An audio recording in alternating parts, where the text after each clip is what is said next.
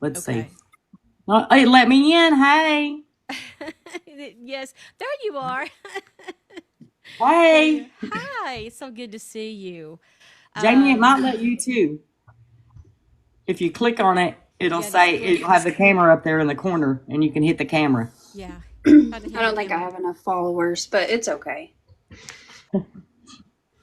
So, everybody, I wanted you guys to meet John Brent McGee's sister, Jamie, up there and over here. Oh, if you could turn your phone back this way because it turned you sideways, Christy. There you go.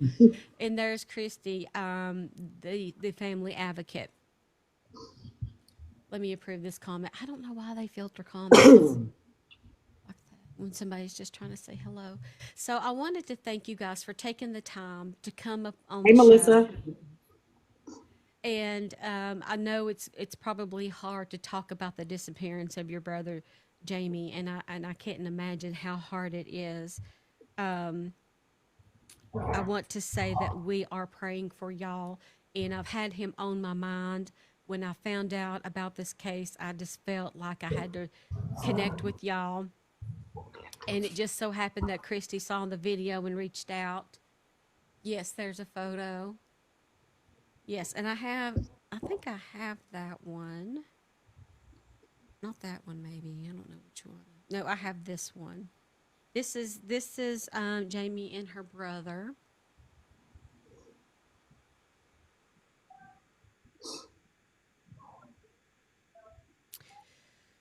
So, let's start in the very, very beginning.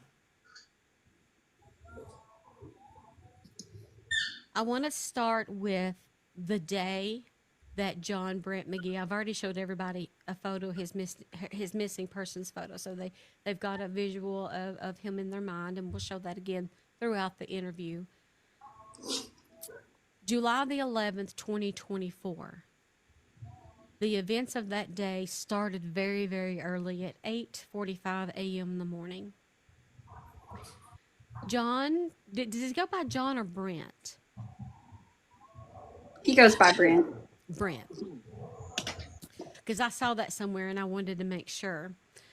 So Brent is married to a woman named Sarah. Now, how long have they been together?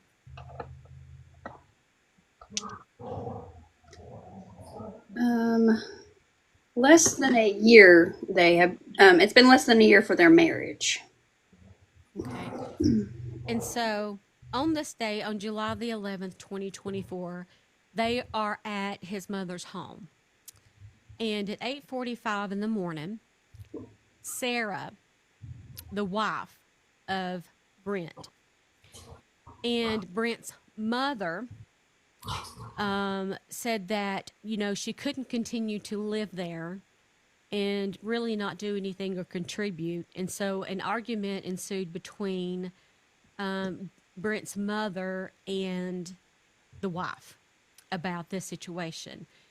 And so Sarah, the wife, gets mad, leaves. Have Yeah, I don't have even take time to put her shoes on. right? She just leaves, no shoes. And so far, I've gotten all those facts correct, right? I just want to make sure. Okay. Now at 10:30 a.m., Brent's mother drives him over to his cousin's house. At 10:50 a.m., something happens that would lead him to leave his cousin's residence on foot with no phone and no money. And he was going to go look for his wife, who he thought may be headed to the place that supplies her street pharmaceuticals, is what we have to call them here so we don't get flagged, which happened to be a man that's her best friend that gave her away at their wedding, at Sarah and Brent's wedding. Yes, all Do you facts. know do you know the exact reason why he left at 10:50? Was there some kind of text exchange or something that flagged him, a phone call or something to make him leave his cousin's house in that way?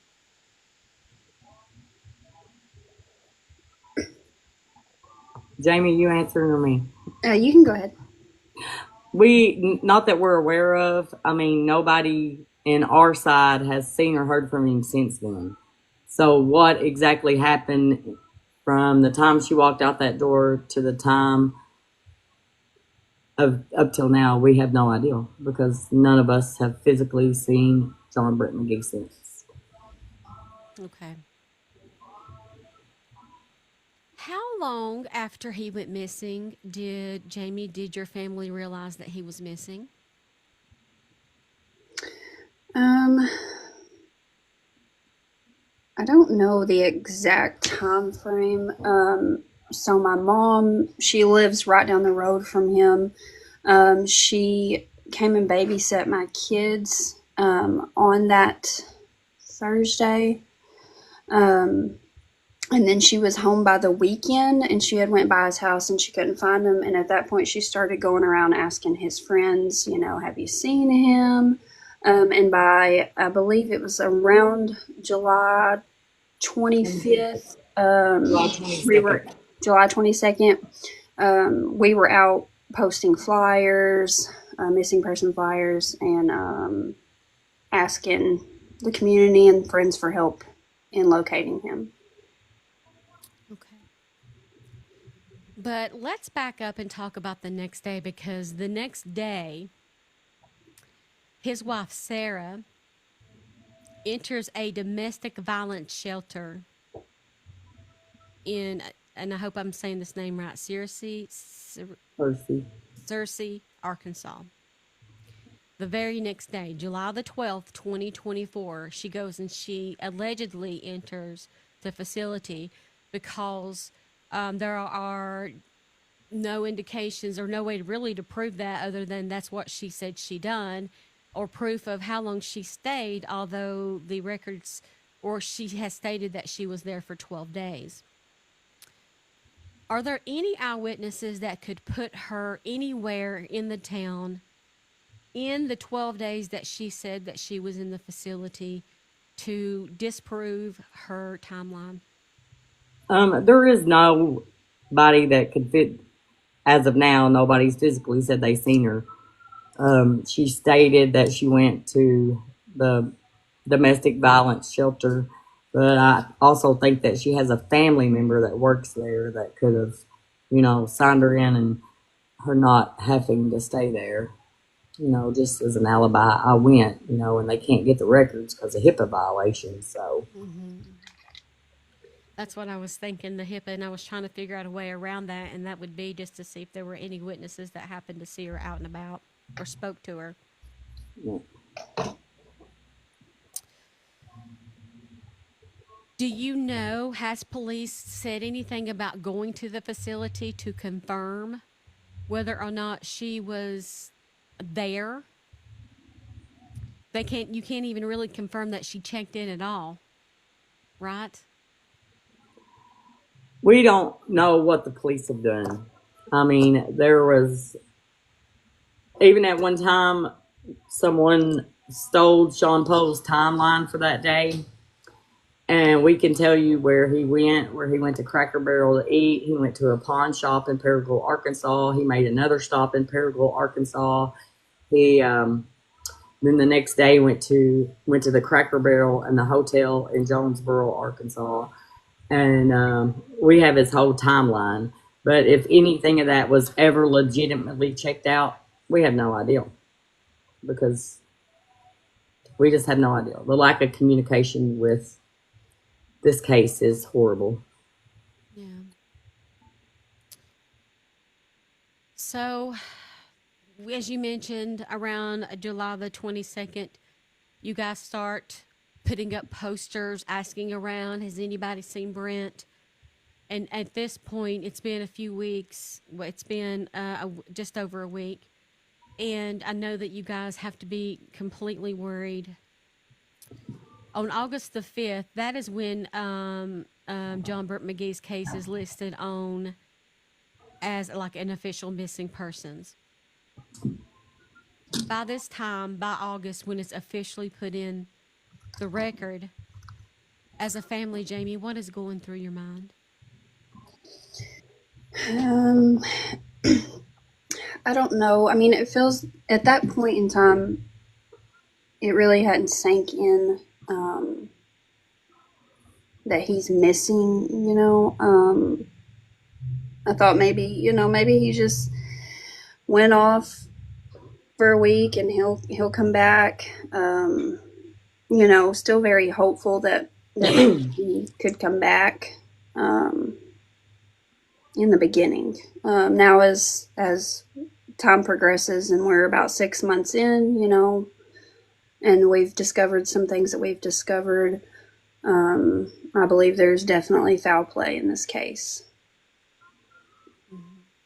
There are some very mysterious circumstances that we'll get to, some things that just doesn't add up or make sense that I feel like everybody needs to know the intricate details as much as you can tell them because you never know when someone may see something. I got a message some time ago from a mom who said, "Uh-oh, we lost Jamie there." Well, Jamie, if you just hit that button again, and I'll or say I'm here, and I'll send you another invite so you can come back up here. But what I was talking about was um, the timeline, and you were speaking about the police, and I want to go on to August the 15th, 2024. I'm looking for Christy, or not Christy, I'm sorry, Jamie, to hit that button again. Uh-oh. Let me hit her on Facebook and see what happened to her. I can do that on the computer while I got you here.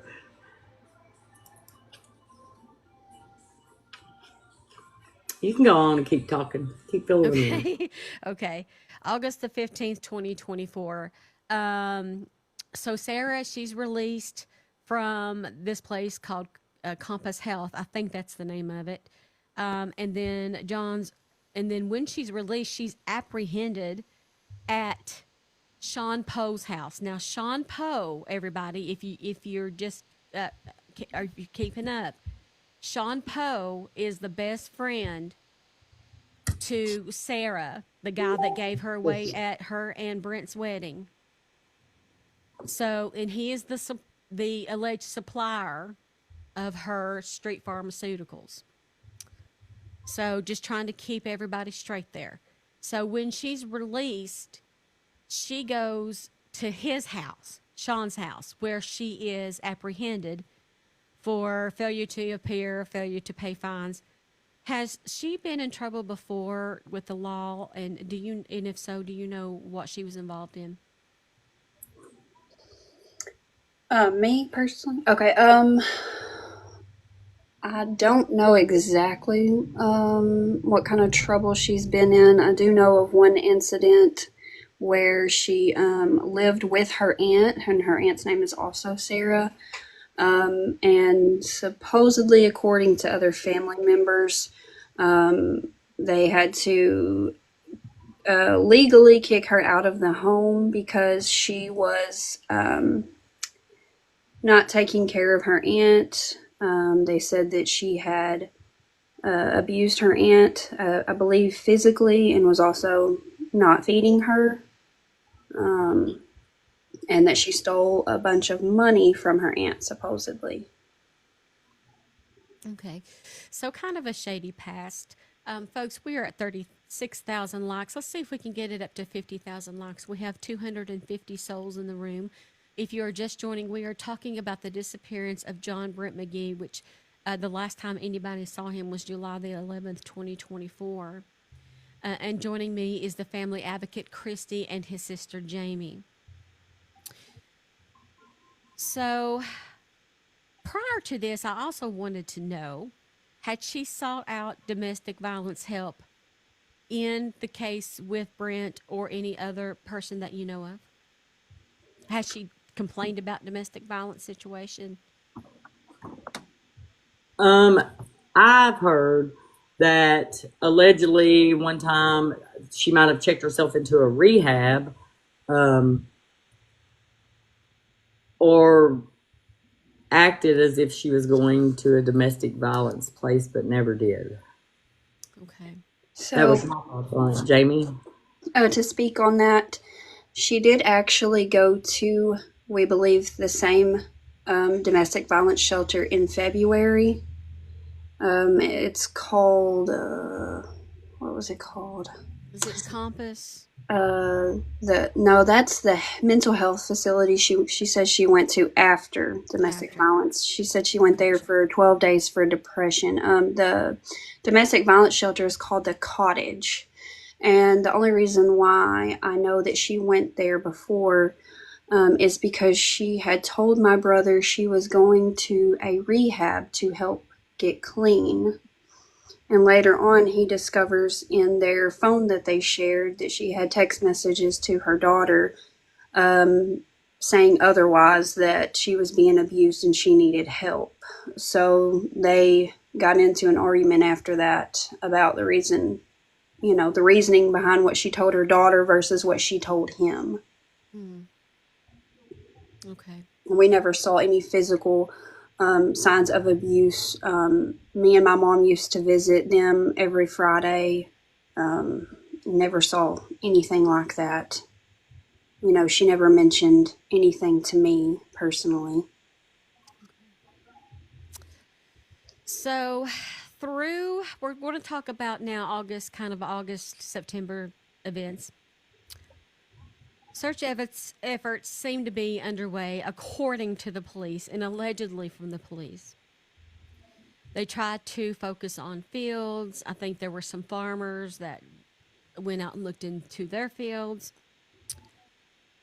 The police are telling you that they've used drones and all of this stuff, but isn't it true that law enforcement hadn't been out there until the news crews started arriving and it started getting out into the media?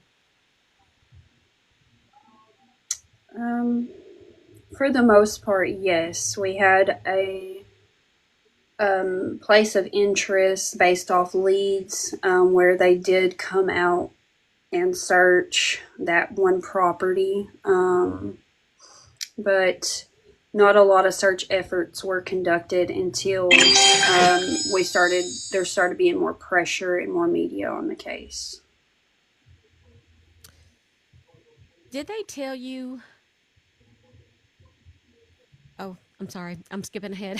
I want to get to that one part. Y'all know where I want to go with this. I can't wait to tell everybody this part. But let's back up just a minute. I'm getting ahead of myself. Now, they did come out at one point and they did bring dogs. Dogs of the South came.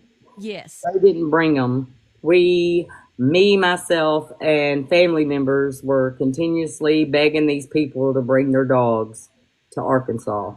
Yes, they actually, we had a lot of pushback. We kept asking if we could get these scent dogs, and they kept coming up with excuses as to why. Well, we'll do it later, or now's not the time, or, and once the Search Dog South came, they were worried that too much time had progressed, that they weren't sure we could even pick up his scent. She kind of talked to me about it beforehand, like, please don't get upset with our dogs because it's been such a long time. We may not be able to get his scent today. Right. But at some point, they did pick up his scent. And they tracked it all the way down to Shawn Poe's residence. As a reminder, Shawn is the best friend of Sarah, the wife of Brent. And then there is a trail. His residence has a trail there that ends at the road, and they can't access the property without a warrant. Has police told you why they can't get a search warrant, and have they told you why Shawn won't let them come in to look, or has he at all, or can you tell us a little bit about that? Go ahead, Chrissy. Oh, well, Search Dogs of the South, I talk to personally, still talk to them on a regular basis. Anytime I see anyone in that area come up missing, I'll be like hitting them up talking about, hey, they need you. And they talk to me on a regular basis. And after they went there and searched, I was asked some questions, and they was like, well, we're limited on what we can tell you because, it's still an ongoing investigation. But we will tell you that we were able to pick up Brent's scent, but we wasn't able to bring him home. And then, so like a month ago, I was talking to Dogs of the South again, and she was like asking me questions about, what happened to the evidence that was turned over, and have we got any results back from, I can't even remember the phrase that she said. Because at first I was thinking, did they find the remains that were found? She asked me, did we ever get any clarification for the remains that were found on Brent? And so it automatically made my head go spinning, and I'm thinking, did y'all find remains and they didn't tell us anything about it or what, but they did not find remains. What they were talking about was that because as our search teams and Jamie herself and other family members and friends have literally went out and searched for Brent. Dig holes. I mean, this young lady has been out there looking for her brother so hard that she has a shovel and she will dig the dirt and search for any piece of him that she can find. And all the evidence that we found on these searches never made it to the crime lab. At one time, the search team tried to take them to the crime lab, and the CID officers got so mad at them that they threatened to press charges on them for impersonating a law enforcement because they tried to take some things that we found. We found a ball bat, we found a knife, we found some teeth, we found some bones, we found all kinds of things. There was 13 bags of evidence, I believe they said, that never made it to the crime lab. And after the search team tried to take it there, and I think it may have been allegedly, I don't know fact, but it was intercepted. We never got it back, and we never got any results from it. And so the Search Dogs of the South said that at this time when they were talking to me, that they did pick up Brent's scent and it did go all the way to Shawn Poe's driveway, but that's as far as they could go because there was no warrant to get onto his property. Here's a photo from where they did come out that one day. Yeah. Let's continue to talk about Shawn Poe.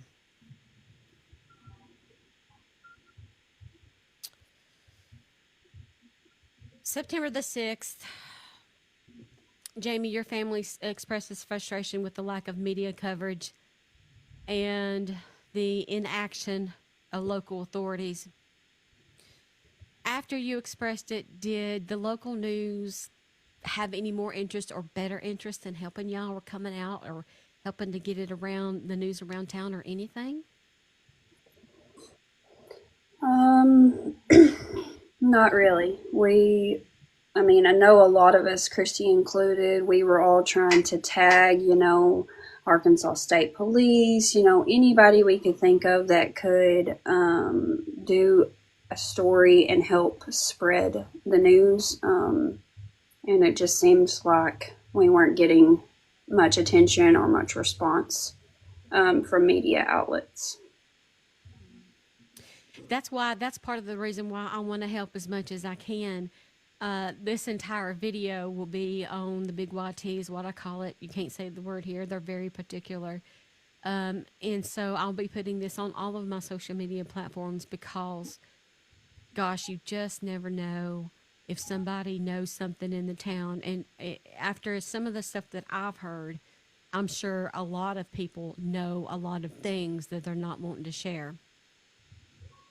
Yeah, it's funny because they'll all, and there's quite a few of them, and they'll go around and they'll share this and they'll share that, but they won't share it with us. And we're the ones that matter. We're the ones that are trying to get something done here, but yet you'll go share it with any other Tom, Dick, or Harry because it's your conversation for the night or whatever, but you won't share it with us, the people that are gathering evidence to bring these people down. Yeah. So Sarah, let's go back to her because now she eventually agrees in late September to take a polygraph test. And then later she decided, I'm not going to do that. Did she give a reason as to why she backed out on that? No, she just didn't show up for it. She was supposed to, and she just did not show up. And my friend saw her later that day down the road. So she wasn't doing anything. She just didn't show up for the polygraph. She just evaded it. That's so peculiar to me that it sounded maybe like she agreed to do it to get them off her back and then just didn't show up. And then usually the reason people don't show up is because they have something to hide. Just going to put that out there into my followers are. And somebody asked earlier if you guys could assign the green hearts to Brent, and the answer is absolutely. What we like to do in here is assign colored hearts to different cases for different people. And so when they throw up their hearts, they're showing their love for you and their support. And that's just easy to glance down and see all of those green hearts. This is how much that people care about you and your family. Green was one of his favorite colors. Awesome color. Oh, is it cool? Awesome. I love it. I love it. I love when people show love and understanding and caring.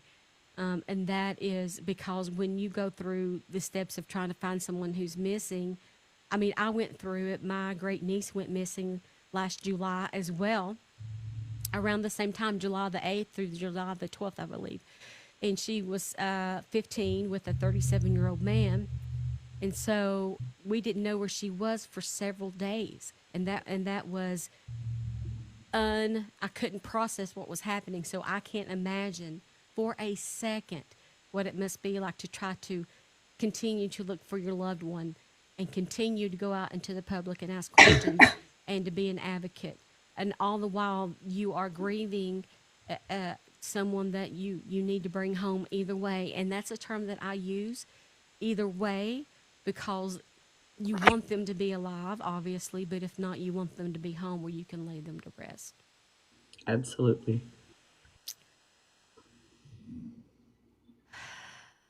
This is a big question I had. At some point, there's speculation that John's body may have been dumped at an old sawmill or a nearby river. Where did that speculation come from? And did police check into and go look in the areas? So that speculation originally come from, as I said earlier, someone had stole Shawn Poe's timeline for the day. And on his timeline, there was some dots there that added up to an old sawmill that runs along a, what's it, like a wildlife refuge, maybe. And there's also a river or bodies of water that's there also. So that's where the sawmill came into play. And it is also in between Leachville, Arkansas and Jonesboro, Arkansas, which we know on his timeline that he traveled that day. And we also I myself tried to get Dogs of the South to take their dogs out to the sawmill because I thought that would be a very viable place for them to take them, but they never got there. And as far as I know, law enforcement has never searched in them areas. And I know Jamie herself and a whole search party that they contracted together themselves went out there and searched out there a few times. And the brothers that own the sawmill said that it's a notorious place for dumping dead bodies, that there was one that was found there last year. And I guess you could say, official search and rescue team has been there. Hold on just a second. A comment caught my eye. Chris Anna says, "This is so close to me." How close do you live to Leachville, Arkansas? Because again, see, we have somebody who lives in the area in here. You just never know. I had a mom I've had several moms, thank you for, because somebody saw their daughter when I done a video or something. That this is how, and I've explained it before. I mean, kind of long gone are the days of Dan Rather. This is the power of the news now, social media, and the power to reach people all over the world. I want to move on to October the 15th, 2024, where Brent's family, you guys celebrated his birthday without him. Jamie, can you tell us a little bit about how you celebrated and what that was like for y'all?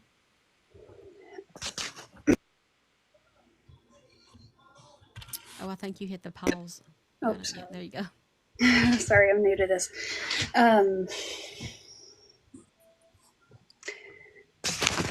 it's just really hard. No one prepares you to celebrate, a birthday without your loved one.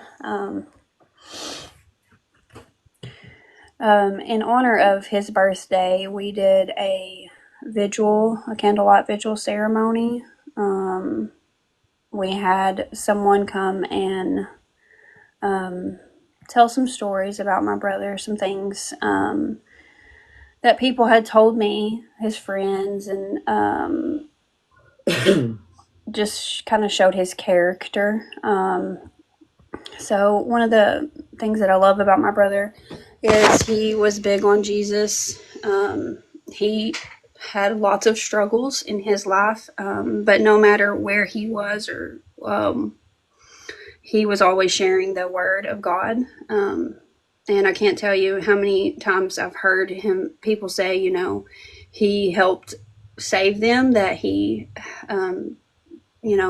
administered the word, and he helped them fight their addictions or whatever things they may have been battling. So we had like a candlelight vigil, and we went over some of those things, and we had a prayer, and we actually sang Amazing Grace, and it was a very beautiful ceremony. We actually had a lot of people show up, so that gave me some hope that there are people in our community that do care, despite the lack of help that we have had. There are people that do care, and there are people that are afraid to be in that town with these people just running around living their lives. My heart breaks for you. I can hear the love in your voice, and I just am so terribly sorry that you and your family are going through this right now. Thank you. Let's move on to November, because November, there are some events that happened in November that are so, so important to this case. November the 10th, 2024. Jamie, you go to Brent's residence and you do a luminol test there. And you uncovered some blood in the bedroom. Can you tell us a little bit about that day?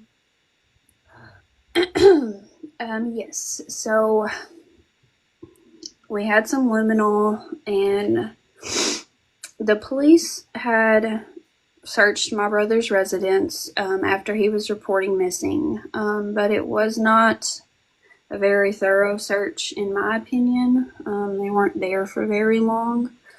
Now, I will say that the house was a mess originally. Sarah was that of a hoarder. She had, their whole entire room was filled with clothes. You couldn't see the floor. She did not like to do housework. When my brother worked, it was kind of messy. But so we decided on November 10th that we were going to go to his house and see if we saw anything. There had been, in the beginning, one of our PIs had taken a photo of some blood smeared in the hallway, which is right beside his bedroom. So we started there at that hallway because I knew that I had saw blood there previously. And when we did, we had a black light and we sprayed the luminol. We were taking pictures. This piece, it's got a little metal piece by a tile. It kind of is like the border of the hallway in his room. There's the blood. It lit up under that metal piece. I mean, it glowed. It was glowing how much blood was up under that metal piece. So we followed into the wood area, would be his room. We sprayed and we saw dots of luminol lighting up. We followed the floor. It led us to the wall in his room, and from the bottom of his room to almost the ceiling, it lit up neon fluorescent luminol blue, and it was like a splatter type, like dots. We tested like a projectile, like it would be like a sling, you know. Yep. Yeah. Like if you slung some paint or something and it just dripped all over. Yes. And we tested on the wall beside it, and it didn't really have anything on the wall. So it's this one wall basically in the entrance of his room that lit up from top to bottom, and then we've got spots all over the floor that are lighting up. To say I thought I was prepared to do that, I was not. Imagine going in to your brother's room and you're seeing all this light up. I mean, it was something I wasn't really prepared for. But I'm so glad that we did it, because if we hadn't, I don't think that it ever would have been discovered, because we're talking November 10th, So at that point, we did have the police. We called the police to come in. They came in with their professional camera, and they had us spray some more while they took pictures of it lighting up. Now, what's the most frustrating thing to me is they had that evidence from his house they collected on November 10th, and they did not send it to the Arkansas State Crime Lab until 5 weeks later. They held that evidence for 5 weeks. Why? Why do you think?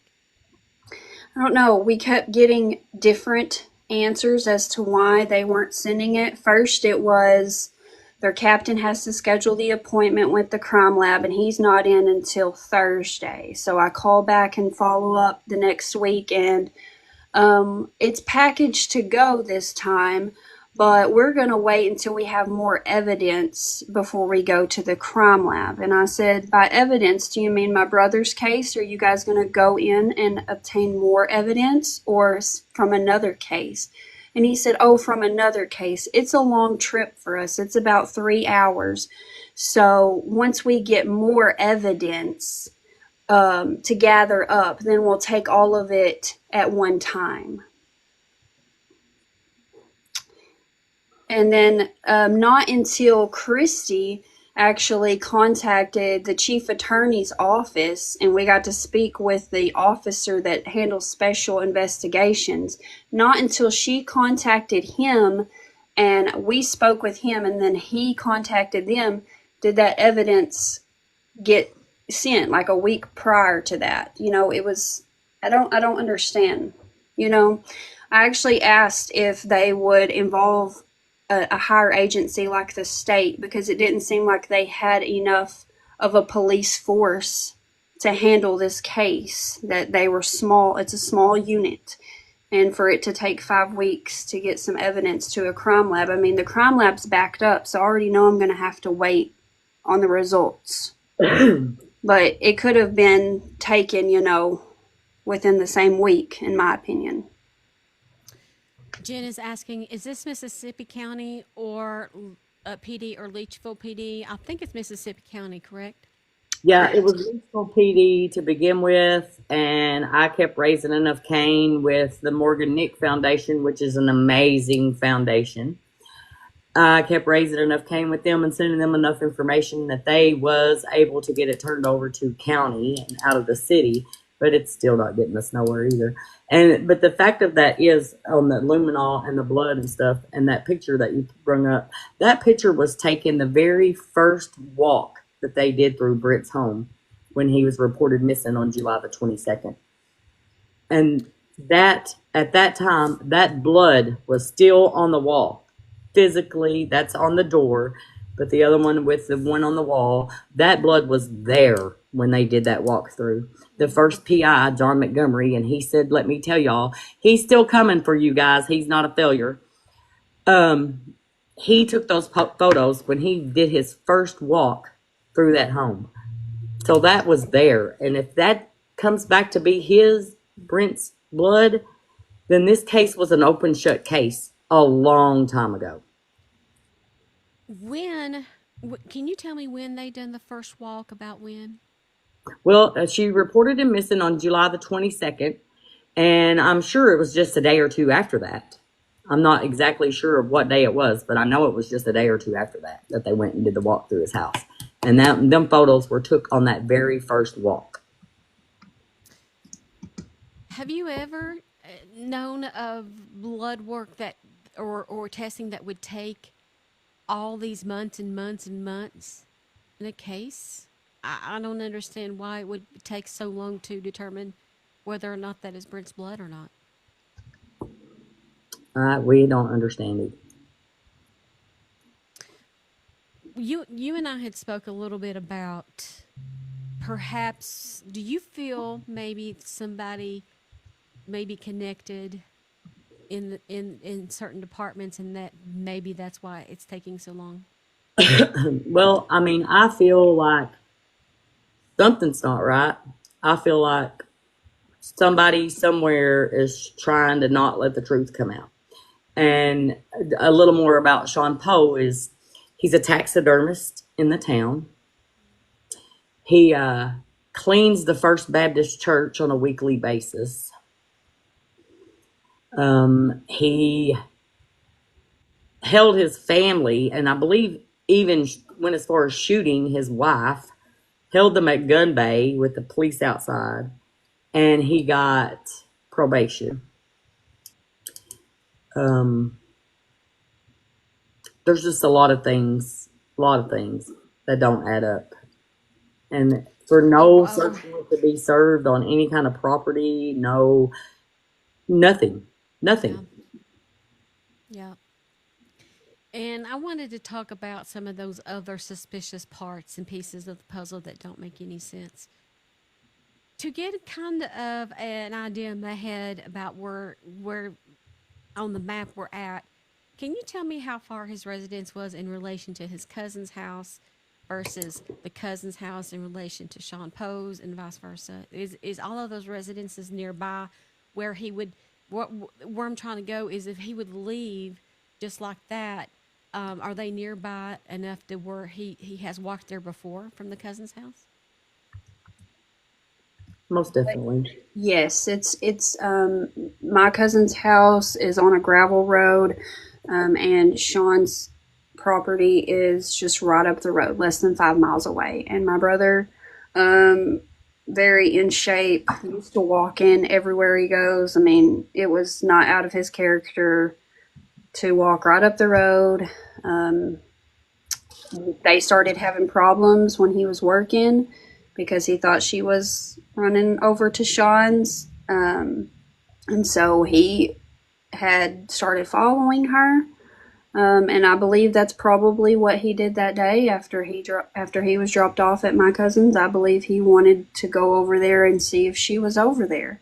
I mean, I actually have a witness that said she did see him standing there in the middle of the road, and he looked upset. He did not get onto the property. They did not let him in. They shut the door. He was with a friend, supposed to be a friend. And we don't know where he went after that. But we do have 2 people saying he was standing in front of Shawn's property that day, and he was upset that that's the first person she ran to. Chris Anna Powell says, my dad said that the family of Shawn was rough, that he grew up in Leachville. So Chris Anna's dad grew up in Leachville. Just passing through, that's an interesting question, and we're going to talk about the FBI and the family contacting them in just a minute, because they have, or they want to. They want it to be an FBI case, and we'll talk about that in just a minute. Did Brent have a phone at all? They shared a phone, him and Sarah, and she kept it mostly. So when she left, she took the phone with her? Yes.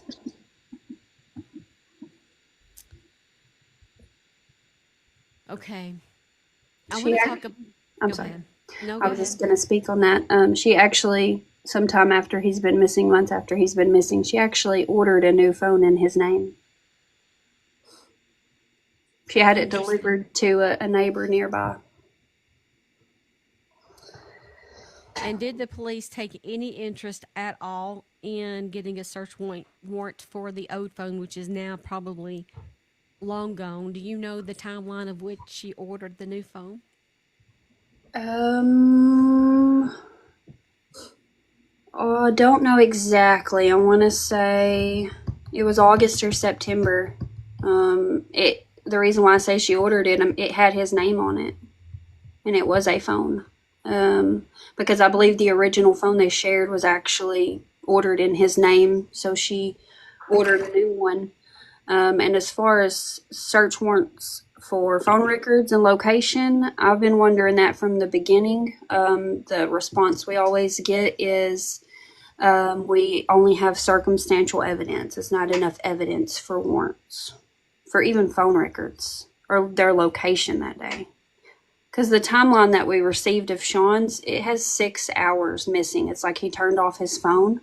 We have 6 hour time frame where we don't know where they were. And when the police questioned them, they supposedly remembered everything they did that day up until that 6 hour time gap. Except for that 6 hours. Mm-hmm. Yeah, except for those 6 hours. That's very, very interesting. For you guys that's just coming in, we have 64,000 likes. Let's go ahead and see if we can make it to 100,000 likes for this sweet family here. 257 souls in the room. I wanted to do a quick, just remind everybody, because we have people coming in and out all the time. Today we are talking about missing John Brent Mcghee. Here is his missing persons folder. He was last seen on July the 11th, 2024. Let me zoom into some photos there. So this is who we're talking about, and joining us is Advocate Christy and Sister Jamie. So let's get into some suspicious... I have a lighting issue. When I do that, it makes me golden. It's instant tan. It's something with the lighting or the white light or something. Go toward the light. And I have to do this to get it back down. I'm so sorry about that. But let's talk about some mysterious photos. Some photos allegedly came out and about, allegedly, from the phone of Shawn, who it could really potentially incriminate him. And these photos were supposedly sent to a best friend of Brent's, to kind of, in a way, if he done it, it would be like a ha-ha. You can't find him, and I'm going to get away with this. These photos are believed to show the disposal of your brother. Now, why do you think that Shawn Poe, do you think that the photos are real, and why do you think that he would leak those? And I'll show those as you talk.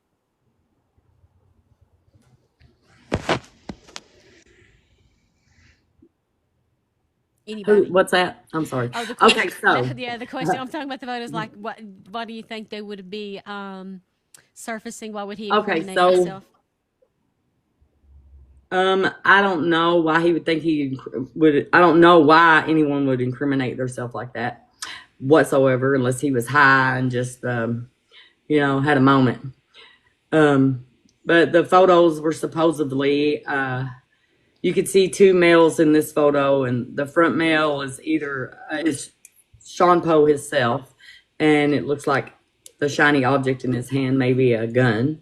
And the second photo is one of two people, and it's either Ronnie Dempsey with a machete in his hand, or it's Michael Chipman with the machete in his hand. We just come light of that name the other day. Well, we've had that name, but just come light of that maybe him in that photo and not Ronnie. But either way, they're all suspects. But he has a machete in his hand, and this is in fact Shawn Poe's backyard that goes from his house to his taxidermy shed. Okay. And that's one of 3 photos that was sent out from Shawn Poe's phone to one of Brent's female best friends.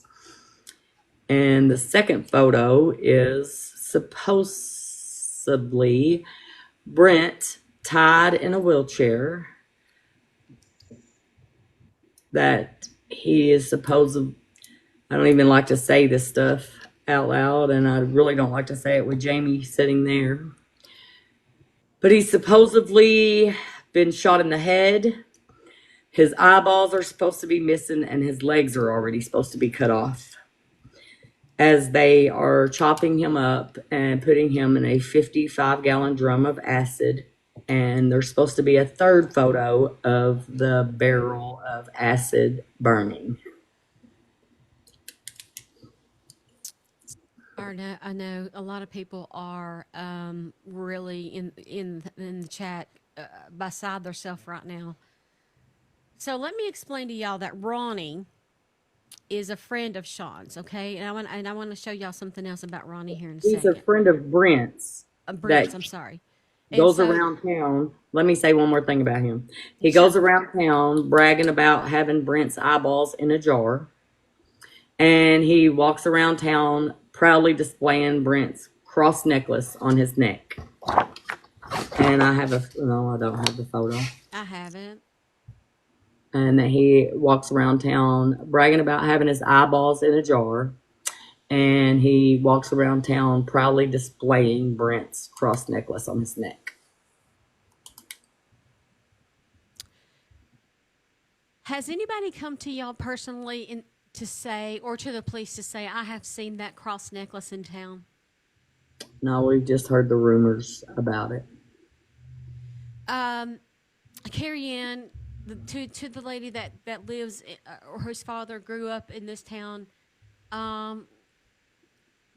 note this photo and note that necklace. If you are tuning in and you don't want to say anything around the Leachville, Arkansas area, take note of this necklace. It's a very distinct looking necklace. Let me zoom in there. Okay. Whew.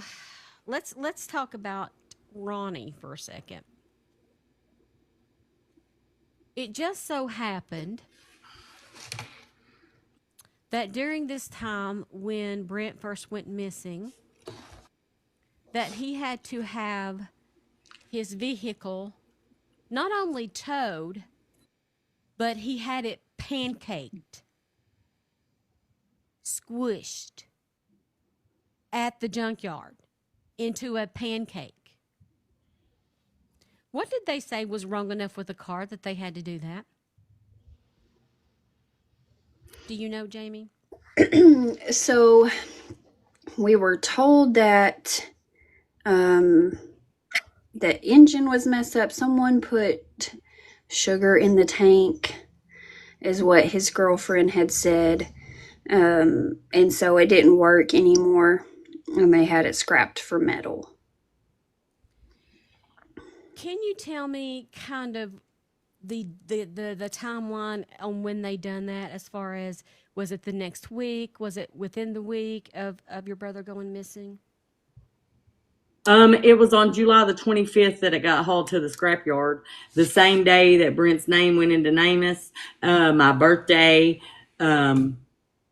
And that's just a day I'll never forget. We have the log of Ronnie's car being smashed on July the 25th, which is I'll never forget because it's my birthday and it's the day that Brent's name went into NamUs. So here's the vehicle being towed to be scrapped, to be squished into a pancake. And there was wasn't there rumored that there was maybe allegedly some blood visible in the back seat? There was definitely a dark spot in the back. It was blood or soot from fire. Something. Okay. Oh man, this is a lot to process. I know, but this photo. I mean, this is what's peculiar to me, and this is what I don't understand about Shawn Poe. And allegedly, he made it grainy on purpose so that people wouldn't be able to discern what is what. Why do you? What is in this guy's head? What is his way of thinking? Yeah, these are a little lighter because I actually sent them to a ex-forensic person in Florida that kind of brightened them up for us, but they couldn't clear them up without them being the original photos. But in these, you can definitely see something dark in the guy in the back's hand, something long and dark. Definitely a machete. And then you can see a little bit better, something lighter flickering there in the hand of the person in the front. Have police gotten a copy of these photos? Yeah, sure. Have they said anything at all about that? About it at all to y'all at all? They were just like, okay, thanks. Well, I do know the one of him in the wheelchair. He tried to ask me if I really thought that was a person in a wheelchair because it didn't look like a person in a wheelchair to him. Which there's definitely a person in a wheelchair. I mean, Yeah, distinguish for sure who that is. But nothing other than that, really, than that comment. there's definitely whether or not that he took the photos on purpose to throw people off or to make fun of the situation, or the fact that he really done it and really is thinking he's going to get away with it. There is somebody sitting in the wheelchair, so he sat down and posed for it, or had somebody, or that really is Brent. I don't think the police should take this as not credible or not serious at all. I really feel like this guy's probably delusional enough to do just that, to send out these supposed photos. But there's something else that happened I wanted to just briefly touch on that seemed peculiar as well. There was a female witness, alleged witness, that was at a laundromat, and she was talking about fearing for her life from some of the known suspects. And this just recently happened, and you told the police that this happened. And now it's been 8 to 9 days, over a week since you've told them this, and they don't seem to have followed up with trying to find out who she was or who she was talking about or with you. Is there anything that you can tell us about that? The only thing that we can say about that is there was a really crazy incident that happened at the laundromat. It involved a female, and it involved fearing for her life, and it's now 9 days later, and no one has looked for her or asked her any questions. So the Leachville police were actually, from what I was told, were actually called to the laundromat, and they did not help her.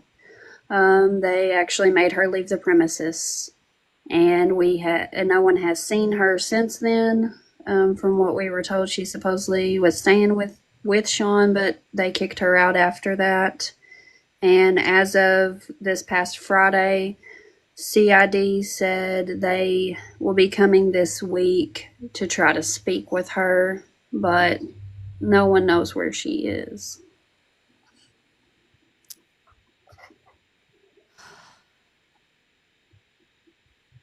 I want to talk about this petition that Christy, you formed to ask that the case be turned into an FBI investigation. Can you tell us a little bit about why you feel that way? Well, I mean, July, August, September, October, November, December, 6 months. There's so much circumstantial evidence that we have literally handed it to them. And we've still had no searches, no search warrants, no questionings, nothing. 6 months. And if, just like going back to the blood in Brent's house, if that blood would have been tested on, say, July the 24th or 25th, whenever they walked through that house, it would have been an open and shut case 6 months ago.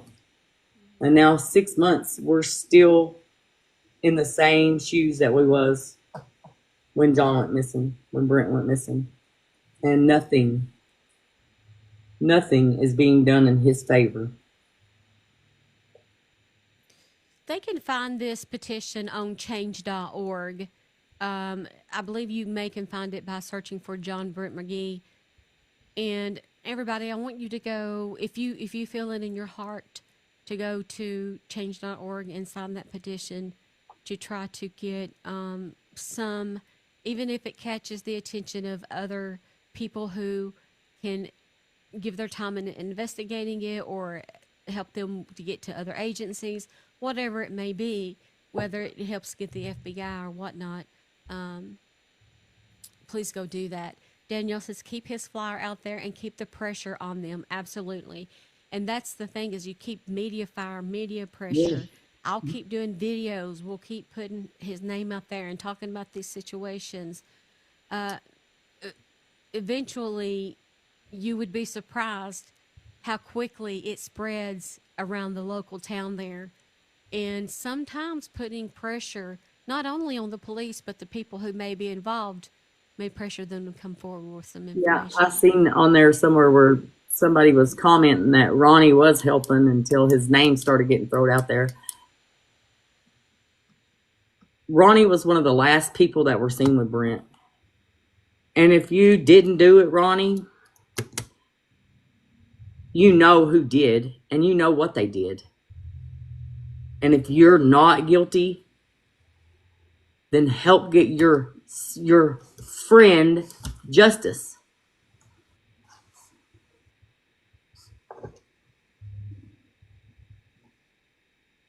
And that's my comment to the girl that put on there that Ronnie was helping until we started throwing his name out there. He's not helping because he was right there with them people, and he knows what happened if he didn't do it himself.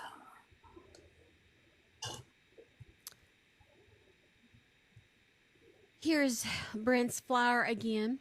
Y'all just kill me when y'all talk about maybe Ronnie is afraid. We're not dealing with Charles Manson here.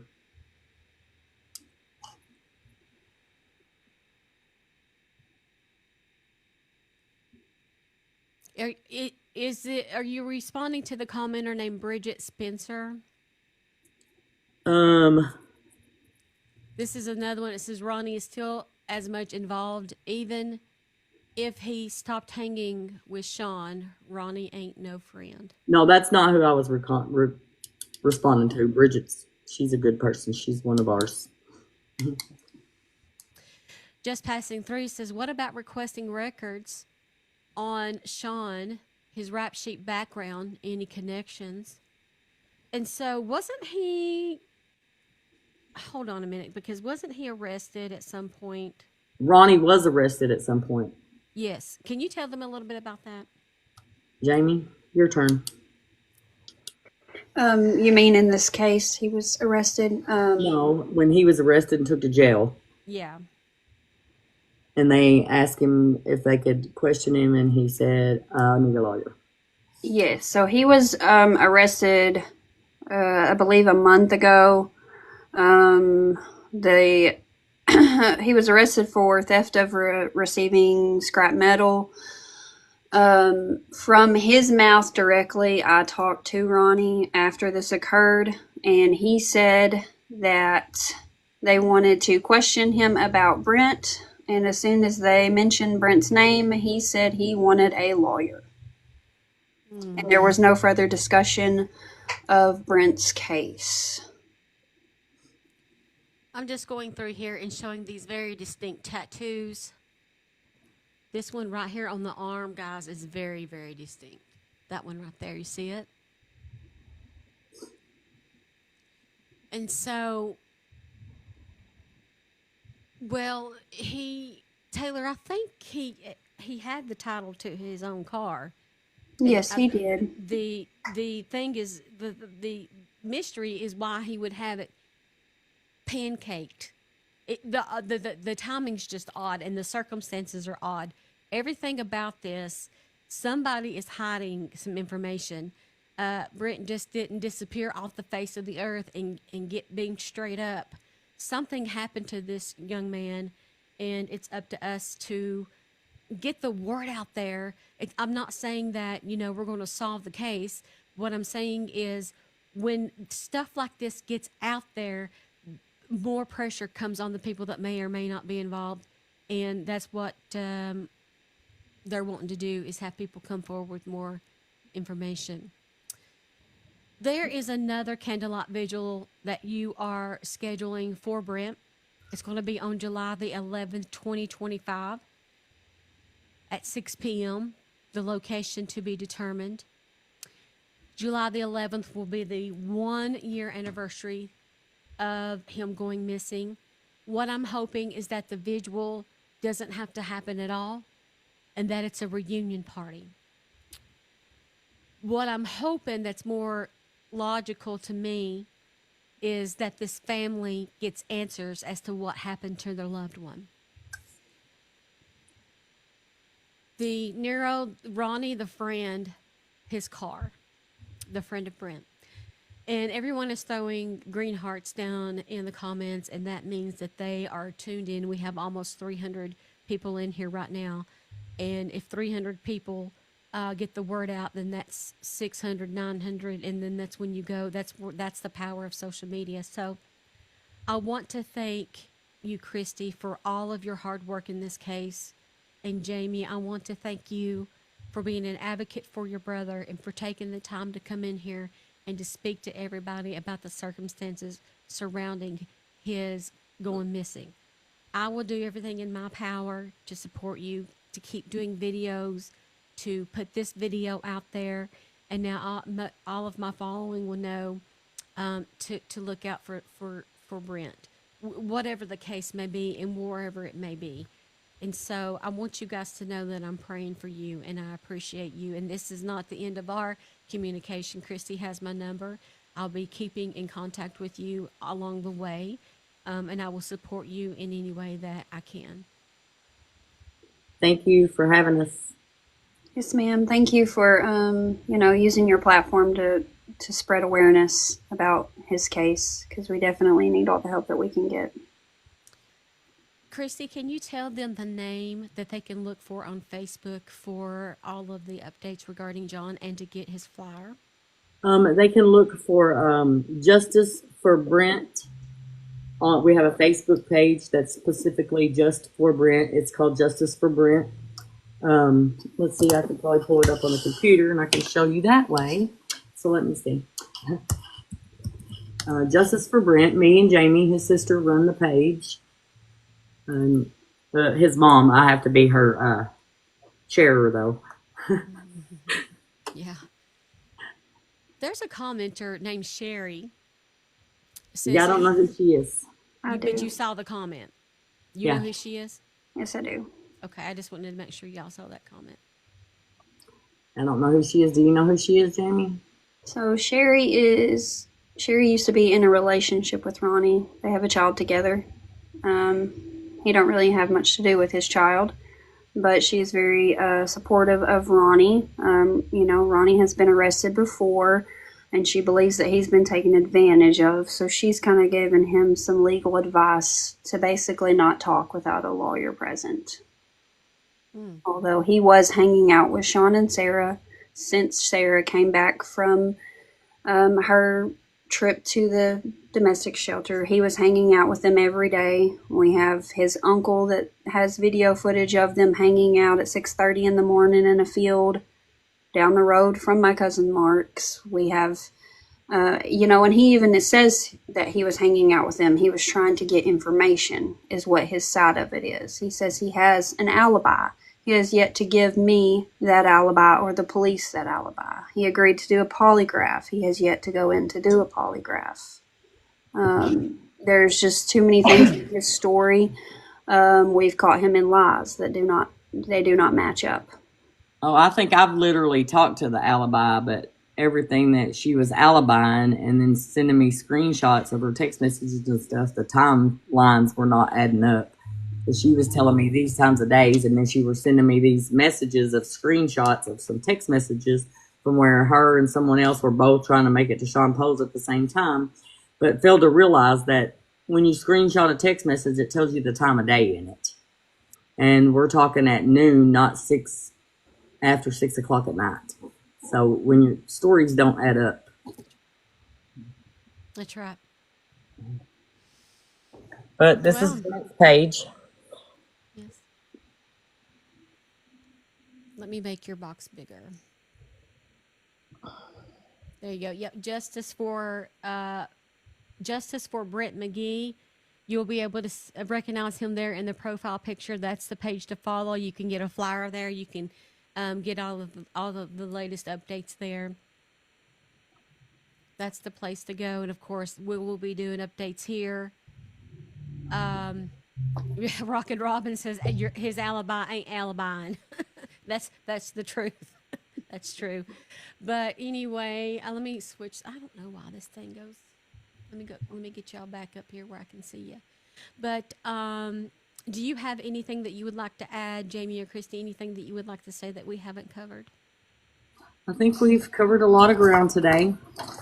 I just want these people to know that we're not going to give up until Brent is brung home to be laid to rest as he deserves, or by that 1% chance miracle that he comes running up saying, "What the heck have y'all girls been doing?"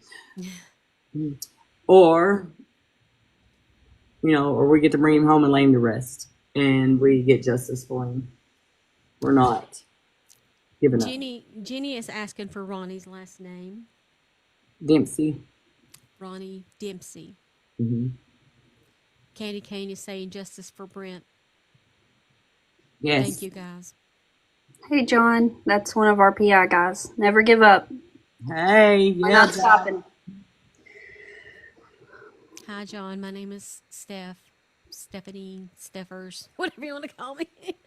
And I'm so honored to be able to use my platform for them to come on here and tell Brent's story and hopefully to get some of these facts out there. I'm hoping somebody's saying, I hope tonight somebody said, I saw them today and I remember now. I spoke to someone and I remember, and I saw him and I remember.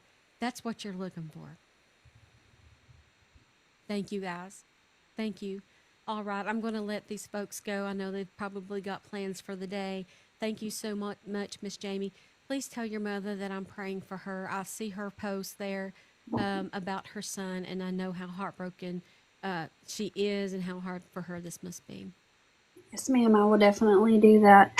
And I just want to say, everyone that's joined and that's listening, if there's anything that you can think of, that you remember, any little detail can be important. We are piecing together a timeline and things are starting to match up. So if there's anything that you know or you remember, please reach out and let us know. Yeah, don't be scared. We're not dealing with Charles Manson here. I mean, come on. Stop being I can't say it on here, I'm sure. But man up and stand up for your friend, and let's bring him home and get justice for him and lay him to rest as he deserves. There you go. Christy, thank you. Please feel free to message me, call me. No, doesn't matter what time. Text me. I think we were texting at midnight last night, so like it really doesn't matter. I It's usually only have 10 o'clock my time. no, that's fine. If I have my phone in my hand, if I'm awake, I have my phone in my hand. I mean to say, so it's always with me all the time. So I will see you even if no matter what time it is. And Jamie, I'm here for you as well. You can get my contact information from Christy if you need to contact me. Okay. Yes, ma'am. Thank you. John Thank you, Montgomery Hayes. said he don't fail. John Montgomery, we don't want you to fail. We want you to succeed and find out what happened to this human soul whose family loves and misses him so very much. Thank you, guys. I will disconnect you now. You're free to stay in the room. I'm live. What time is it? I'm live about another 20 minutes or so. You're free to stay in and chat, or make sure that everyone make sure you're following these two. I want you to make sure you're following both of these accounts because I'm sure that they will have more to post in the future. And if they do, this is where it's going to go. So right quick before I disconnect them, make sure that you're clicking on these names and you're hitting that follow button. Yeah, Okay? and here's Chrissy on Facebook too. You can find me there. I do a Yes. lot of Brent updates on mine too. Yep. All right. Thank you, ladies. Thank you so much. I appreciate you. Absolutely. Have a blessed day. Bless you all.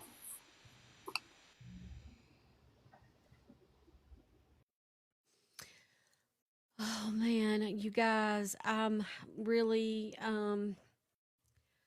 beside myself at all of this information and all of these clues that are in this case that the police, the Mississippi County Police, seem to not wanting to be looking at or paying much attention to. Amanda says, "Has anyone tested the tools from the taxidermy dude?" No, but that's a good tip. That is such a good tip right there.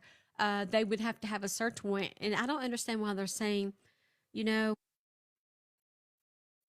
it's possible, but we don't have enough evidence to get a search warrant. What kind of evidence? Isn't that why you get a search warrant, is to find some more evidence? Y'all know how I get when I get fired up. I mean, it just doesn't make any sense to me. And as always, every small town has corruption.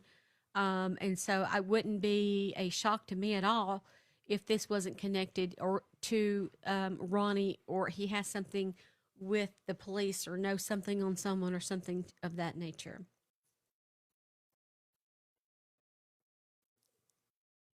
Yes, everywhere. I know, Darla. You would think if somebody took a weird looking black and white photo of someone sitting in a wheelchair and they said, "Someone sent this to me because they claim they took their life." And the police looks at the photo and goes, "Oh, okay, well, put it in evidence." What's happening? Did they even go question him? And wouldn't that be enough for the search warrant? It was taken right in front of the shed, after all. Couldn't they get a search warrant and go into the shed? Amanda says they can check his trash or any animals he does for others because the tools will transfer DNA. Yes, hold on. And maybe Christy or Jamie is still in here because this is a good idea. They can check the trash at this point, all of these months later. Yes, maybe, but more so, think about the animals that he's done in the shed. As far as taxidermy goes, if anybody purchased a taxidermy animal job from Shawn Poe in Leachville, Arkansas, during the entire month of July, starting July the 11th, July the 10th, it was already in his shed, they done it, you received it back. We reached 100,000 likes. You guys are amazing. Today's life goal is 10 hearts. We already have 3 of the 10, so we just need 7. Thank you for all of the hearts and love that you have sent so far.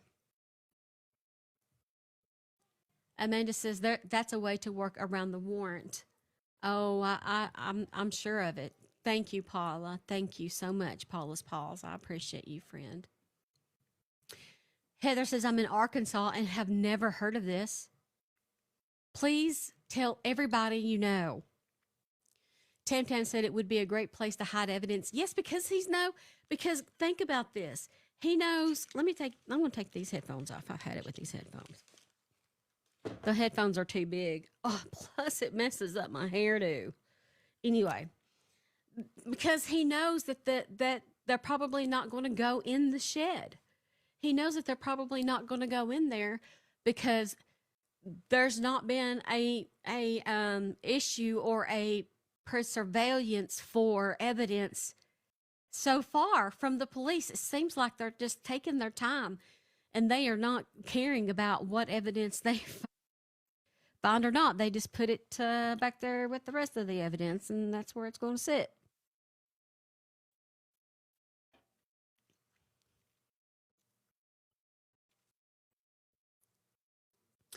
Intelligence is lethal, says Shawn, friends with the police. Oh, I'm sure he is. I'm sure.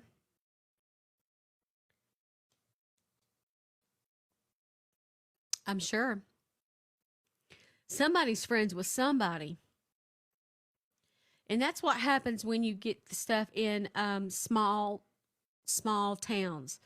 The police, you know the police, you know somebody at the police department, you know somebody. Thank you for the bubblegum, Daisy. I appreciate that. Everybody knows everybody. Yes. This is the kind of mindset, because at the end of the day, people really only want to serve, those kind of people only want to serve themselves, the narcissists in the world. And so you have to really start thinking outside the box when it comes to who they know, why they're making the decisions they're making, what's in it for them.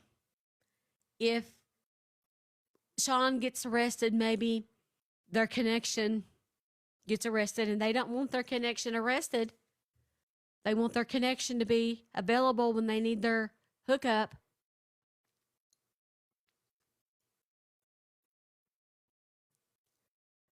That's right, Amanda. Like J.P. Miller, no fear because he knows people.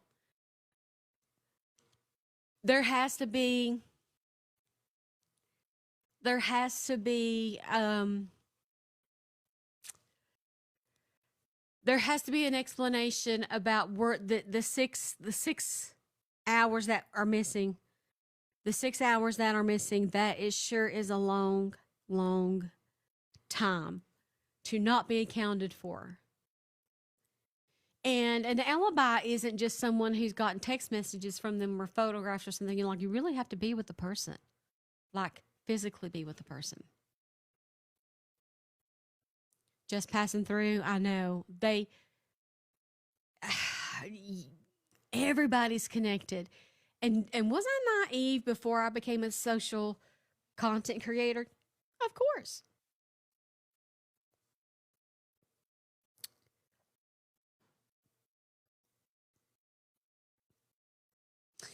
No updates on Caleb. They are still, processing the evidence if they found any evidence at all at Caleb Collins' house. Hey, KJ, good to see you. Leachville, Arkansas, Elizabeth. Leachville, Arkansas. And his name is John Brent Mcghee. So similar to the Bradley Strassner case, he walks away, seemingly on a mission to get something done, and is never seen again. Small town, big ties, that type of thing. Yes.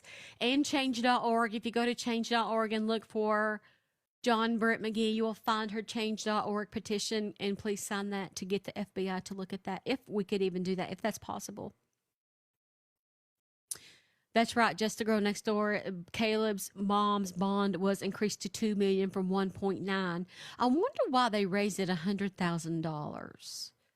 Is that a particular move? Do you guys think? Hey, Happy. No outcome of the Sebastian Rogers case so far. February will be 1 year that Sebastian Rogers is missing. He has now turned 16. There still is no sign as to what happened to him. Amanda says we need to find the closest DNA processor and get the wall samples looked at on our own. Does that, can you just pay to have somebody check that, Amanda? Is that possible? You know what I mean? Like, do you have to have a police reason, or can you just call up the DNA center and say, I have a little bitty piece of DNA. Could you please test it? And how would we, oh, I know. No, that won't work. How would you then test it against, well, it would have to be a situation where somebody in John Brent Mcgee's family gave a blood sample, which I'm sure that wouldn't be a problem. And then they could compare.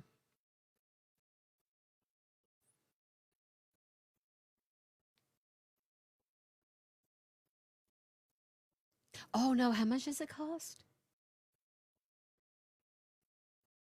It's $5,000 to test per DNA sample.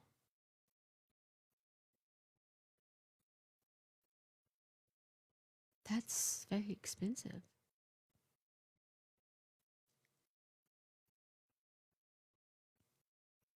We have 108,000 likes and 200 souls in the room. You guys rock. For those of you in here who are interested in subscribing, please do so. My goal is 324. I would really appreciate if you decided to subscribe. You get access to the Discord, which we talk in all day long, or I try to. We've been a little busy this weekend, but we do talk in there throughout the day about true crime. You also get entered into random giveaways that I give away right in the middle of my live. And you get to see sub-only lives and contribute to that in comments. And you get to use stickers in here that only you get to use as a subscriber. Cocoa Puff, I will send you directions on how to find the Discord. But send me a message first and say, can you send me directions? Thank you, Simply Samantha, for using your stickers. I appreciate that. And today's live goal is 10 hearts. We have 5 of the 10. This is the new Sunday show. If you guys are wondering why I came in here on a Sunday, thank you, Christy. It's because really the votes came from you guys. Thank you, Paula's Paws. I appreciate you. Look at Riss Ross using her stickers. Thank you, Beast. Thank you, Tina, for sending the roses. I appreciate you, Miss Tina.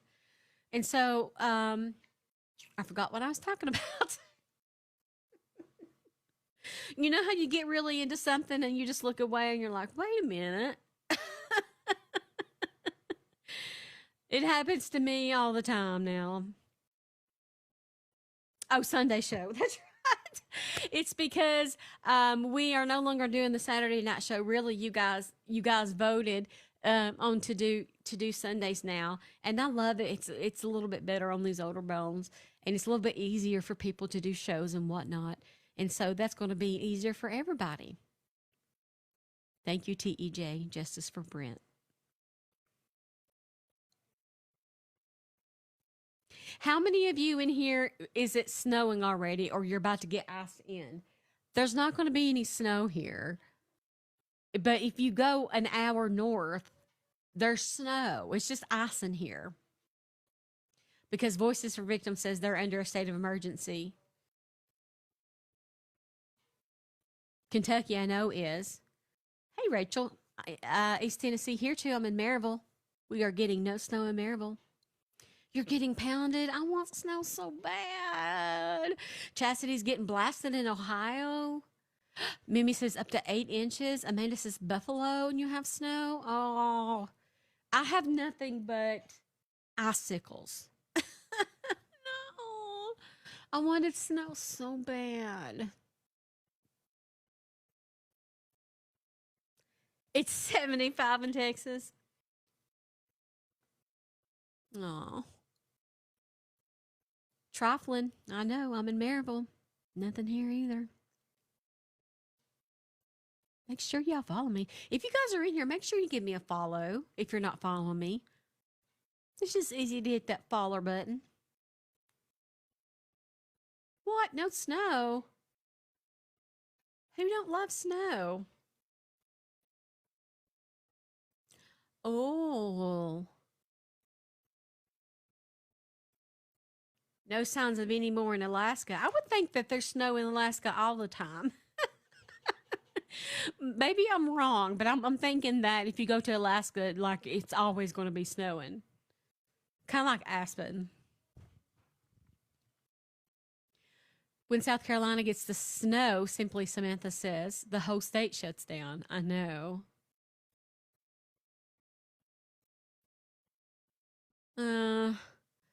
We've not had a snow yet, and I just want one. Please, snow. Please, snow. I want to make snow cream and make a snowman.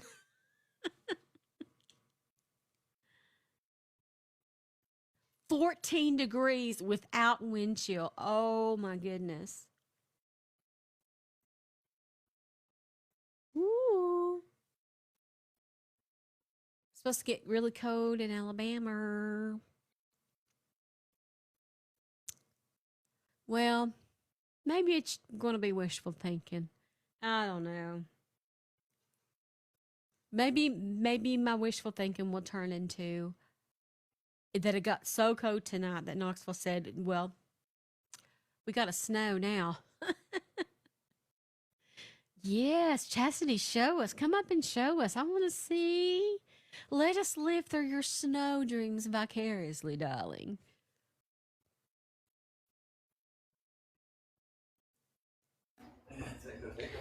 Here we go. Hold on. Take them out the back. No, yeah, in the back. Let's go to the back. Oh. We can go out there? Yeah. Okay, hold on. Eric's gonna take y'all outside. Oh, I ain't going out there. It's too damn cold. I'll go out there with y'all. Let's check it out. Thank you, Paula's Paws. Oh, that's so beautiful. Oh. That's just 3 hours worth. Yeah, it's 3 hours worth. Oh my gosh. And it's supposed to like continue through tomorrow, right? Yeah. Yeah, we're just now getting it. There's probably 3 inches on the deck right now. Oh yeah.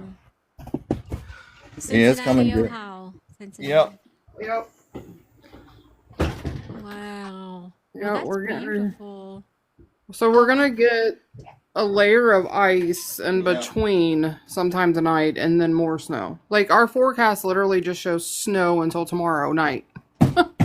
That's what my husband was telling me. He said Ohio's supposed to get snow then ice than snow. I'm like, shut up. I just want snow. Yeah, it's. Oh. I'll show them the road. All right. Let's see what we got on the road. I know. I just love watching it snow. It's one of my favorite things. Oh. It's so quiet. I know. And that's just when you go in and just be with your family and just peaceful. And Yeah, I'm just sitting looking out the window. That's beautiful. I just hope all of our power's underground, so that's a good thing. There's a snow truck down there. They're saying they got 12 to 16 inches in West Virginia. Are they telling y'all how many inches that you're supposed to have? What's the I'm forecast? hearing like 8 to 15 or something. Oh my God. Yeah, it's. They keep changing it. Elaine yeah. says New York State is going to get 3 to 6 foot Oh, by tonight. can have it. You can have that. Oh. Now this will shut the schools down. Like this, because it's going to keep snowing, so like they won't have school tomorrow. Our son's at work right now. He gets off at 4. He's supposed to be back to work at 6:30 a.m. I told him the cars will not be leaving the house tomorrow, so you'll just have to call in sick. No, Sorry. no, yeah.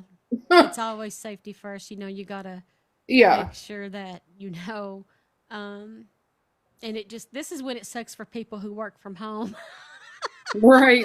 I can't call because in. you can't call in. So hee hee. Right. Well, and I told him, if they put out a level 2, if they go up to a level 2, then they can't hold it against him for not coming in. Which, if it does what they said it's going to do, I foresee that happening. And they could even do a level 3 to where if you get caught on the road, they're going to pull you over and you're going to get a big old fat ticket. Yeah. So, I already told Peyton, I said, I'm calling you out of school tomorrow regardless, so, just sleep in. But no, this will definitely, because they already said, like right now it's doing its thing, but at some point it's going to pick up, and they said it's going to start to where there's going to be an inch or two an hour. The trucks aren't going to be able to keep up. Oh my God. Yeah, so, That's going to do major stuff to interstate travel. Oh, It's just going to yeah. be an absolute nightmare out there. Yeah. Yep. So, but I went to the store earlier. So we are in for the rest of the day today and tomorrow as soon as he gets in from work. We ain't going nowhere. Maybe we won't either. I mean, if it ices as much as they say it's going to ice, I mean, it's going to be like a Yeah. skating rink out there, snow or not. So, Right. Melanie Well, and says with the hospital. ice, you got to worry about it taking down power lines and trees and all that. That's the bad part about the ice. Mm-hmm. So, Melanie yeah. says hospice nurse here. It's rough. I don't like to drive in it, but I have to see my patients. Right. Well, Everybody stay safe. hospice nurses and all nurses and medical personnel who have to get out in this, thank you for what you do. Absolutely.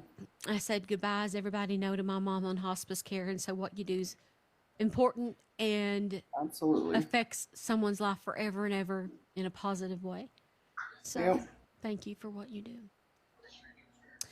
Well, I guess I'm going to skedaddle along and look at my icicles outside.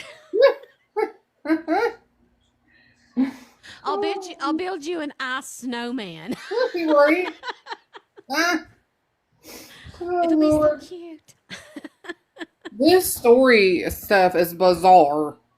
I mean, Yeah. I was like standing there with my mouth open when they were telling about the picture and everything. I'm like, oh my God, what? It's out of a horror story. When I learned about it, Oh, I said, this is so shady that I have to get involved. I'm right. weird like that. I'm like, this is not right. Somebody is hiding something somewhere, and we gotta Yeah. figure it out because this is not adding up. No, it's not. Wow. But Chastity, thank you so much for showing us your beautiful snow. You're welcome. Well, tomorrow morning when we do the 10:30 show, I'll show you more. Oh my gosh, I cannot wait to see it. Oh yeah. Oh my gosh. It'll be you won't be seeing nothing but snow tomorrow morning. I love it. So. All right, honey. Well, you have a good day. Stay safe. Everybody out there, stay safe. Anybody who's got to get out on the roads, please stay safe. Yes. And I love y'all. Yes, and we love you. Thank you so much. Oh my goodness. All right, friends. I'm going to go for the day and spend some time with my family and whatnot. I have no idea why this is not working out. There we go. I want to thank you so very much for joining me on this Sunday. Please keep awareness going. Go to change.org and sign that petition. And please keep sharing John Brent Mcgee's story. This full video will be available on YouTube, and it will also be available on my podcast as a podcast episode. To find my podcast, all you have to do is look for the same username and logo. I'm on every major podcast you can find, including Apple and iHeartRadio and Spotify. You can also find me on every social media platform. All you have to do is still look for the same username and logo. Especially find me on YouTube. January the 19th approaches quickly. You can also find me on Facebook, Twitter, X, and all of those lovely social media platforms. Please have a wonderful, blessed, safe next few days. Build snowmans. Drink hot chocolate. And live the moment, because the moment is all you have. Okay? I'll see you in the morning at 10:30 a.m. Eastern Standard Time. Goodbye. Thank you, Amanda. Thank you, everybody.